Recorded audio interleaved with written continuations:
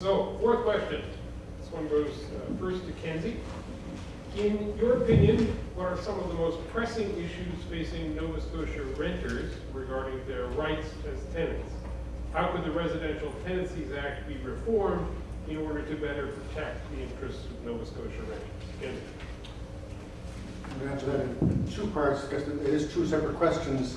One of the intriguing problems that renters face these days in Nova Scotia, and this is probably not known to a lot of us, but homeowners, their municipal assessment, their tax base is capped now in many cases, but rental properties are not. So what's happening is that the tax burden, municipal tax burden being faced by homeowners, are generally better off than renters. Not all the time, but generally. Homeowners' taxes are being capped, and renters, landlords, will pass on their costs to renters. Their tax costs are going up. So it's one of those little talked about, but I think quite unfair burdens being placed upon renters. That, to answer the question, that's one of the problems they're facing today that should be addressed. The second question is about the Residential Tenancies Act. There are a number of things that I think could be done about the Residential Tenancies Act. I think security of tenure is one of those issues that is a problem. The present Act doesn't grant you security until 5 years have passed. That seems like a very long time before you acquire security. I think Diana Whalen introduced a bill to the legislature a year ago proposing 1 year. That seems to me a reasonable compromise between rights of landlords and the tenants. We've talked about the Ontario government has passed legislation requiring, that says in the legislation that you can only be removed from a property if for a certain series of reasons, and those reasons are set out in the Act. That's a good idea, I think. Landlords should not be allowed to simply throw people out of their premises for no good reason. Those are the kinds. 10 seconds. Those are the kinds of things that I think we should be looking at to improve the protection for tenants in our Nova Scotia legislation. Thanks. Jessica. Thank you. The most pressing issues facing Nova Scotian renters regarding their rights, I think that being able to file a complaint with the Residential Tenancy Board shouldn't have to cost you $25. I think if you've gone that far where it needs to be filed, I think you should be able to file it for extremely cheap or free. That's one thing. How could the Act be reformed? Actually, I've read the Act, and it's actually a lot better here than it is in some provinces. We have a cap on our security deposits that can be requested from a landlord. It's capped out at half a month's rent. It's not a first and last month's rent like it is in Ontario and Alberta, which I think is very humane. There's also a cap on what that security deposit can charge. Can they charge extra for keys? Can they charge extra for drapery coverage or a parking spot? No, they can't. And I think that the Residential Tenancy Act, as it is right now, protects the right things. And as for what you were saying there, Mr. McKinnon, of what a person can be evicted for, those things are laid out in the law. Unfortunately, if I was going to change something, I think the law, the Act, the way it is written, is extremely loosely written.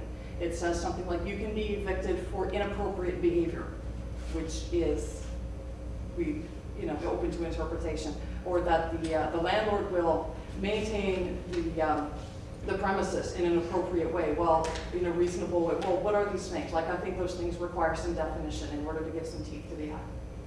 Okay, thank you very much. And Howard. Well, thanks very much. I tend to think that this question doesn't really address the core issue.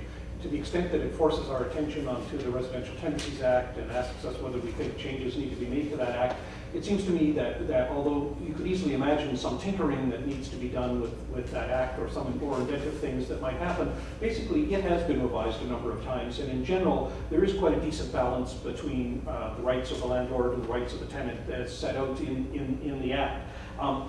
What we probably do need, if we're still focusing on that, is maybe more administrative support so that disputes are resolved much more expeditiously than they sometimes are. But that's more in terms of the number of personnel who are assigned to deal with them. I think our focus should be somewhere else. It's not a legislative problem. The problem is the availability of a range of housing that is affordable for people who have modest incomes. apartments. And that's the difficulty. It's not the legal framework, it's the general unavailability or very limited availability of housing co-ops and low-income housing units that are dedicated. And I have to say that unfortunately the provincial government here has really withdrawn from housing issues over the years, and I don't think our regional council has stepped in any useful way. Money that comes from the federal government has not been appropriately spent by the provincial government in terms of promoting housing. HRM hasn't really promoted ways to make it easier to develop homeless shelters, to develop housing alternatives that are not being provided by the provincial government. So that's the nature of the problem, not so much the legislation, and our focus should be on ways to promote affordable housing, and that's certainly part of our agenda and platform. Thank you. Kenzie, you have 30 seconds. I'm going to respond quickly to both of you. I do agree with Howard that going back to the comments I made in my opening remarks, one of the problems of the last 20 years is I think we have bought the line that governments have no role to play in dealing with this issue. And I think that's wrong, and I'm hoping that in the future we come to recognize that governments do have an active role to play in ensuring that there's an adequate housing supply available to everyone in our society. One issue that I think that, going back to the Act for a minute, I think one issue where there is need for work is on security deposits. I think many of us, probably a majority of young people in our audience tonight, have had the experience of paying a security deposit and knowing it's bye-bye. Okay. You don't come back. That should be I changed. thought you were talking. Sorry about that.